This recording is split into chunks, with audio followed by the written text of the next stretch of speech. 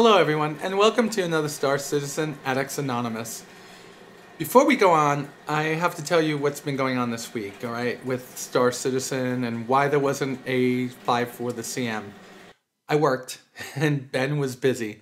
I've been working every day, and I really haven't had the time to get together and figure out what to do for Star Citizen Addicts Anonymous, and then the live stream was happening, and I was like, do I do it before or do I do it after?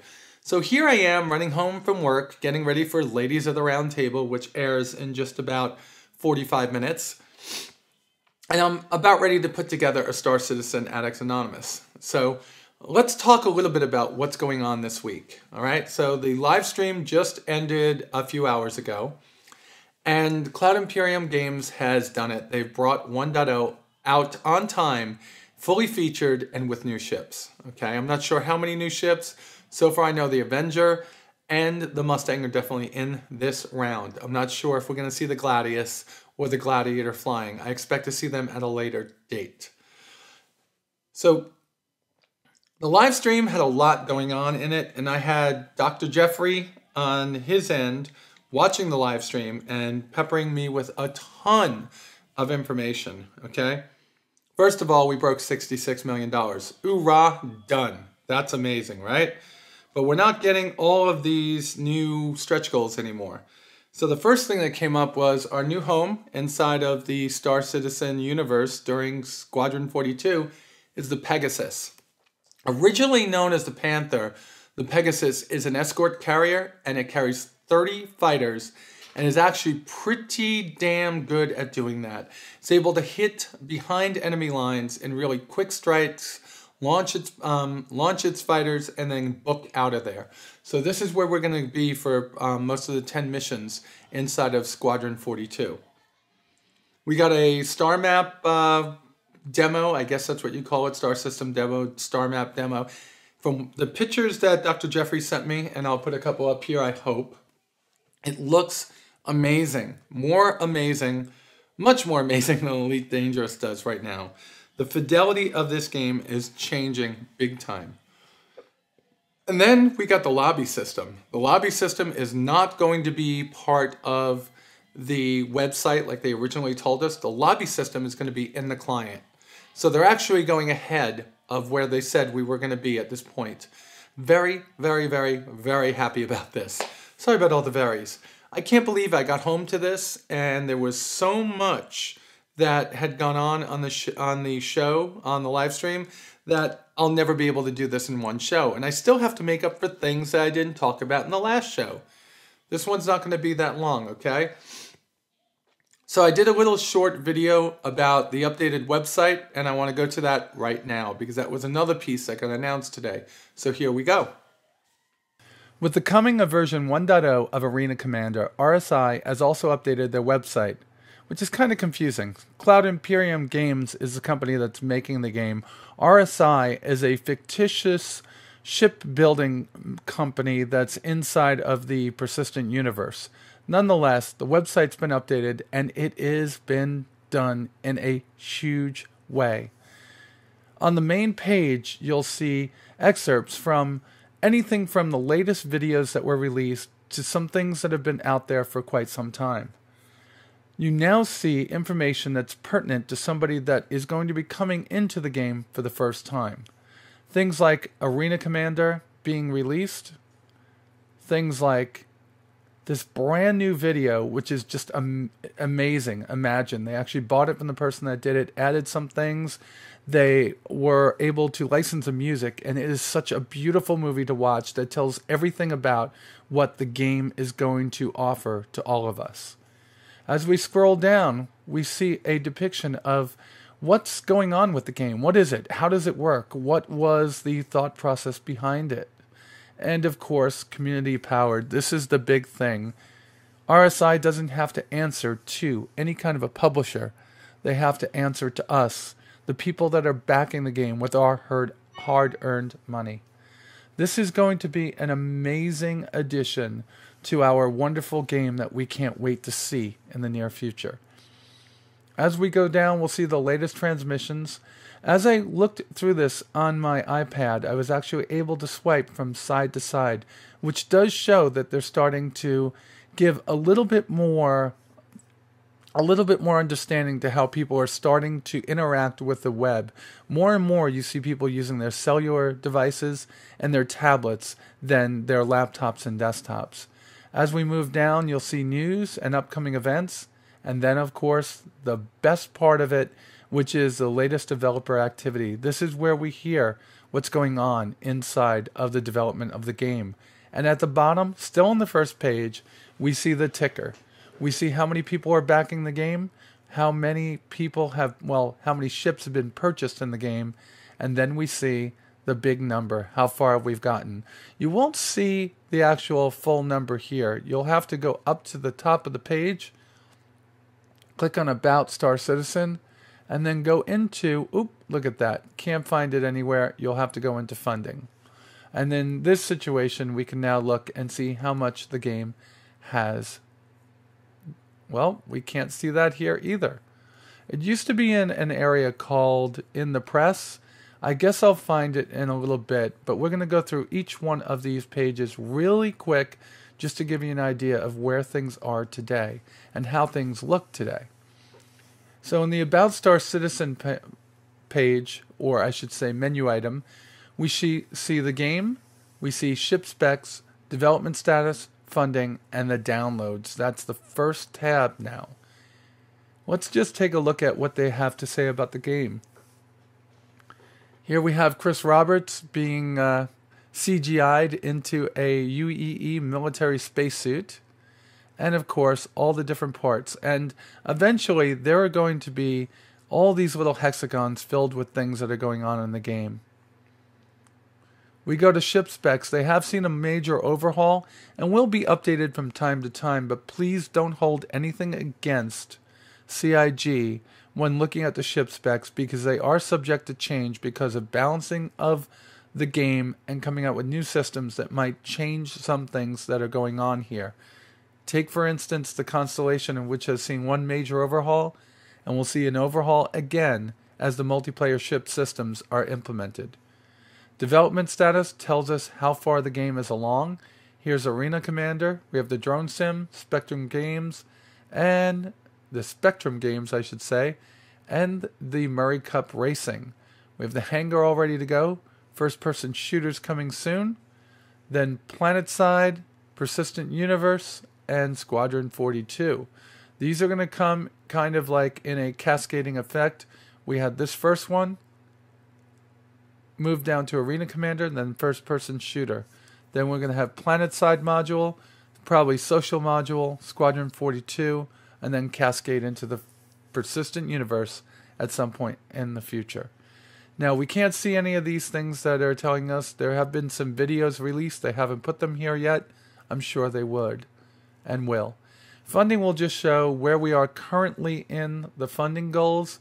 The last funding goal that we hit, $65 million.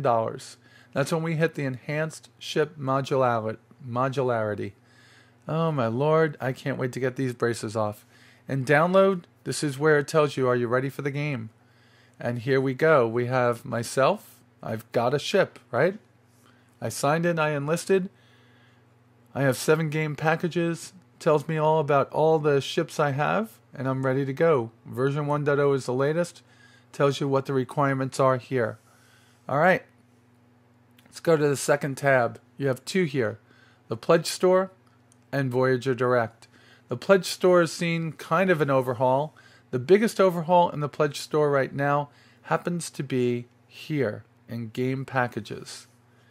Game Packages now make much more sense.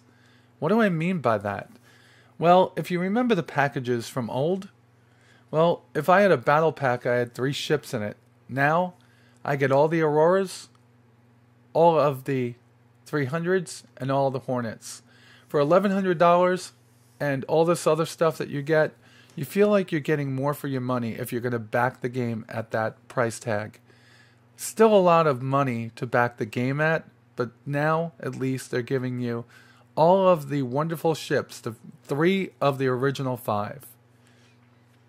And that's pretty much what increases as you go up now. Instead of just a few ships, they're giving you what feels like something that you would get if you were to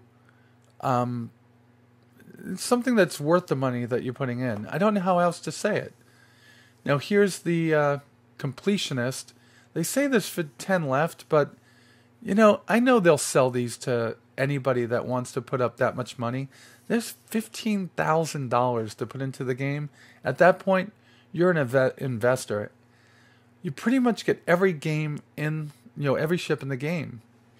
You get all the Auroras.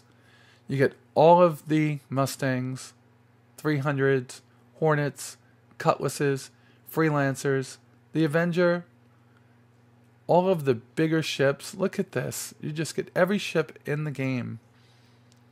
2 M50s, which I don't understand why there are 2. 2 Cartous, don't understand why there's 2. 2 Gladiators, 2 Starfarers, 2 Caterpillars. There's 2 of everything after that. I think that this, oh wow. If you're getting a completionist, you are getting a Vanduul fighter. $15,000. Is a Vanduul fighter, is a scythe worth $15,000? I don't know. Let's keep going back to the website and get through this real quick. The second piece that got updated today was, of course, underneath here in the store and underneath Voyager Direct. Voyager Direct has gotten a whole new weapon selection. They are now putting in, like they said they were going to, some more ship weapons. Now, we were all given 10,000 credits to spend here. A lot of the weapons that are new are just going to be about 10,000. Now, it's about $1 per 1,000 UEC. So each one of these weapons could cost anywhere from $6 all the way up to $16 and a little bit more for the CF-227 Panther repeater. The CF-227 is the big brother to the CF-117, which we've been seeing on the turrets of the Super Hornet. We'll get into these weapons little by little later on. If we go to the comlink stays the same. This is where all the new news stories are going to land. This used to be the front page of the RSI website. It now goes into its own place, which is much more understanding. You come over here, you see the latest, the greatest, and this wonderful video on the page running. Go to the comlink, and you can break it down by transmissions, citizens, engineering, and spectrum dispatch. Under community, I don't think much has changed here yet. We're going to have a second drop of the organizations next year. Leaderboards are still here. Forums are still here. These have not seen major updates for a while. This last one over here, my RSI, has seen a change. When you click on it now, you get a nice little card with your photo on it if you've picked one for it, or your avatar. It tells you how many credits you have left to buy, gives you all the little icons for your status as a backer, for your subscriber status, and for your organization status. You also have a place for your contacts now.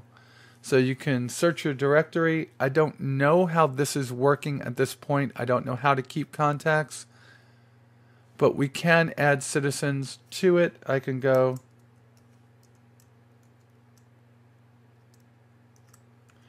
and find my buddy Captain Gloom. I will now follow her, and when I see things like different posts, I'll be able to see her posts. And this is going to go for a lot of people. I can look up anybody that's in my group. I could look up anybody's name that's actually in the RSI website at this point. So I'm very excited that they're doing these things at this point, and I look forward to seeing some more advances on the website in the future. So how's that for upping the game? The website before was a little bit hard to navigate, It had not a lot telling you about what the game was. In fact, almost nothing about what the game was on the main page. And now, with that Imagine video, everything is spelled out for everybody that might come to the website. Now, I know in the past I said, I hope that we get a lot more viewers. I hope we get a lot more backers. I hope people start coming over to the Star Citizen universe. That was much more important than increasing the number of dollars that were coming in. I still believe that, and I think that this is one of the things that's going to help us. If you remember a while back, we actually got some credits from Chris Roberts in one of the stretch goals. We all should have about 10,000 in there right now. Now you can start spending those on these weapons, but at some point in the near future, we should be able to start making UEC in the Arena Commander to buy these within Arena Commander, which will be different from buying them in the real universe. So pretty cool. I'm really looking forward to the sucker punches in the player universe, but I don't know if disabling a ship is exactly what I want to do inside of Arena Commander. I mean, you just kick that person's butt and blow them right out of the sky, right? So FPS was talked about a little bit in the stream, and that's one of the things I want to talk about. So should you eject out of your seat, you are going to be able to pull your arc light pistol or whatever you have and shoot through the canopy of the other ship and take out the pilot. Now, of course, the pilot in the other ship is protected behind, let's see, transparasteel, I guess they call it. So pretty much an armored cockpit that's moving at a very high velocity. So it will be a tough shot, but I'm sure some of you might be able to try to take it and may even take out that pilot. We're not going to see that for some time. Now I'm going to dissect the live stream in depth in the special report coming up on, well, let's just say coming up after I finish working the next 6 days, all right? Or this 8-day stretch, I should say. And I'm definitely not doing a video on Christmas, and I may not do one on Christmas week. I'm not sure yet. So this will probably come out around the 1st, 2nd, or 3rd of January. So I'm going to dissect a lot of what they talked about and give my impressions of the first week inside of the Star Citizen Arena Commander version 1.0. So there's a lot here, right? And we talked about the Mustang, right? But let's just go over the Mustang a little bit more in depth here, okay? So this is my quick review of the Mustang, and I'll have a more in-depth review coming out in the ships review section of my video channel. Here we go. This is the Mustang Delta. It's the military version of Consolidated Outland's brand new fighter that's built in the Bremen system. I'll tell you this, it took me a long time to get this footage because of the login errors and then the frequent crashes that I was having. Not of the game itself, the game is pretty solid, but of the server side. And I'm sure it's because there's more people logging into the game than ever before. With all the new ships, you actually have your ships that are in the hangar and ready to go. Some graphical glitches are still in this particular version of the Mustang. Over here we can find the battery that operates the turret. I believe that's what it is. It's telling you high voltage over here. But as soon as you open the door, it goes to the front of the nose. Being that this is a quick review of the ship for SCAA, we will not get very deep into many things. This is how you get into the ship. We're going to go into the interior real quick. It's really tight in this ship, and let's remember it is a fighter, okay?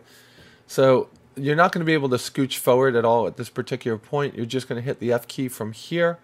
Let's take a look at the ship. There's a couple of controls that are not working the way that they were.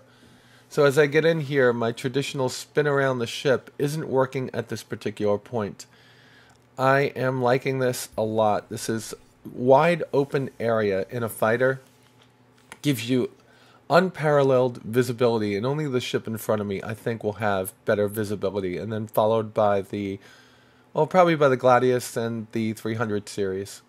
They did a lot of work to the character model, and here we go. Can't spin it around or anything, but we could take a nice little look at the ship. Like I said, kind of looks like a bat. I'm loving it. The two laser repeaters on the sides are CF-117s, so you're not going to have those little piece shooters of the CF 007s, but they have released a CF-227, which I think it's called the Panther. I'm not 100% sure. I'm going to have to look at that. But you actually have an upgraded model, and I'm sure that's for a more heavily armed fighter like a Hornet. I don't think that these would be able to carry something that size. The ship is pretty impressive. I like the cockpit. It's realistic and it's actually pretty. The 300 style entering the cockpit, I'm not too unhappy with. I like it. Some graphic glitches, like I said, happen. I did not go down. I got pushed up through the top of the ship, which gave us a quick look at the upper maneuvering jets. So you've got the turret over here, which does move, and you can side strafe with it. CF-117s, there's what this ship is actually competing against.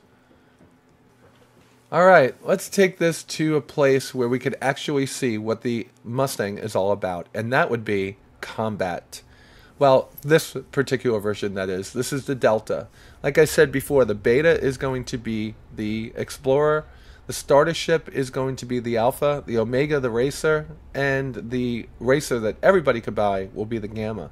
I'm very impressed with this ship. Like I said, the visibility is unparalleled. It's just gorgeous and very easy to keep everybody in your sights. I'm liking this a lot. This is a wonderful, nimble fighter. One question I want to ask you all is, how do you feel about the pricing of the ship? It was supposed to be a competitor to the Aurora line, and yeah, while the Alpha is, the rest of them are more or less competitors to the 300 series.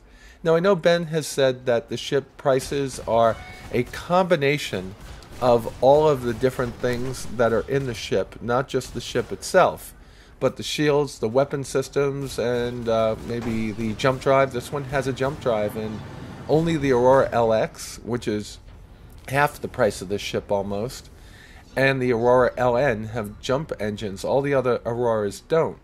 So this puts it in that price range of those ships, which was $35. And at $60 or $80 for the package, this is actually competing right with the 325A, and I'm not sure if that was the perfect place for this, but I know it's difficult for them to come up with pricing these days. So let's get back to talking about the fighter. It's maneuverable. It's got a nice set of weaponry, and instead of missiles, it's got what I would call, well, they call them a rocket launcher pod, some bearing, and I call it a shotgun. I have a couple of kills in here, which I'm going to look for in a couple of seconds, that are just out of this world ridiculous, and I think it happens in round 3. Let me jump out there and see if I can get a look at it. I've jumped ahead to round 3, and I know that when the little king jumps in, there is at least one fighter that I get with the shotgun. Now, these are dumbfire missiles, but they're in a rocket pod, and you have dumbfire missiles that are on the Gladius that are just going to fire straight ahead. Now, you get a limited number of those as you do the ammunition for the rocket pods, but holy cow, this thing is powerful with those. An outside view shows you just how gorgeous the ship is in space, and the wing shows you that it is ready for atmospheric flight.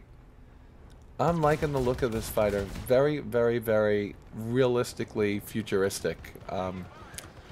Not realistic in, being that it would be a real-life fighter, but futuristic, like realistic in that it looks like it comes from the future. Alright, as we go forward, we take a lot of, we don't take a lot of damage when we hit things at this point, and it's tough. Ooh, there you go. Did you see that? That was with the rocket pod. So if you want a ship that's as nimble as a ballerina, but packs a punch like a prize fighter, I think the Mustang Delta is for you. I do intend on doing a full review of this ship as well as the other Mustang line. I still have to obtain 3 of the Mustangs, the Alpha, the Beta, and the Gamma, and that's going to be a little bit tough for me this time of year, and I'm waiting for CCUs, cross-chassis upgrades, because I'm going to be moving my LN into a Beta, and I'm thinking about getting the Gamma and then just melting it, or getting the Gamma and gifting it to somebody.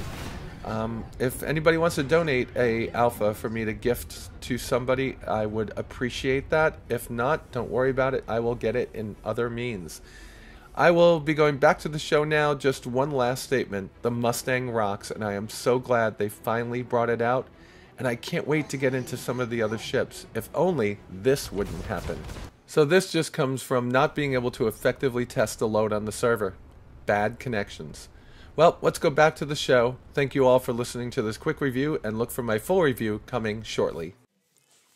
Now, to me, the Mustang is a really beautiful ship. I love its sleek lines, and it kind of looks like a bat plane, which is good for me, Nikki Batgirl D'Angelo. Loving it, and I can't wait to get behind the wheel of that thing, or stick of that thing, and take it out for a spin. I have two in my hangar right now. I have the Delta, and I have the Omega, thanks to one of y'all. And my intentions are to get the Beta. That Beta ship, that looks like a perfect addition to my hangar. Remember, I want to be an explorer, and already we have the Aurora LX in my hangar, and the LX, I keep getting it mixed up with the LN. The LX is the explorer version of the Aurora. I have a very strange, well, I think I know what's going to happen.